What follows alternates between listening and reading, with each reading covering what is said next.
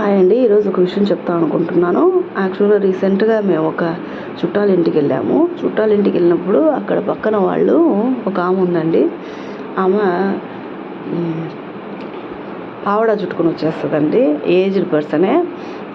ఆమె పరిస్థితి ఏంటో మనకు తెలీదు. కాకపోతే చెప్పేవాళ్ళంతా రిలేటివ్స్ కానీ ఎవరైనా అంతా నవ్వుతూ నవ్వుతూ చెప్తారు. ఆమె సాంబ్రాణి గడ్డి వెలిగించిందనుకోండి, ఒక్క సెకండ్ 2 సెకండ్స్ అనమాట. వెలిగించి చూపించి ఆఫ్ చేసేస్తుందనమాట. అంటే మళ్ళీ పక్క రోజు కంటిన్యూ ఏదైతే ఆఫ్ చేసేసిందో అది మళ్ళీ కంటిన్యూ చేస్తుంది. దేవుడికి కూడా పూలు కూడా అలాగే పెట్టి తర్వాత ఒక హాఫ్ అన్ అవర్ అట్లా ఆమె తలలో పెట్టుకుంటుందండి.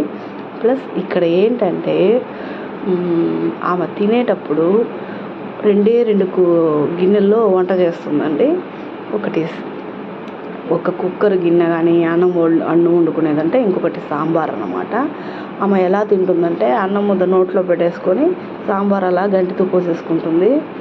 అంటే వేరే ఏ పాత్ర తోమేదానికి లేకుండా అని చెప్పి చేస్తున్నారు.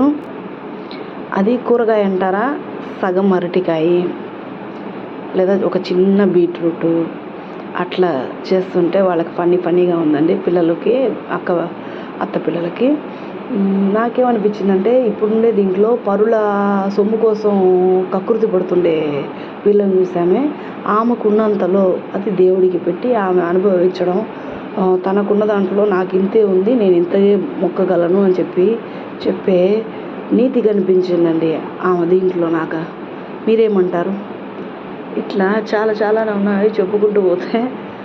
Thank you.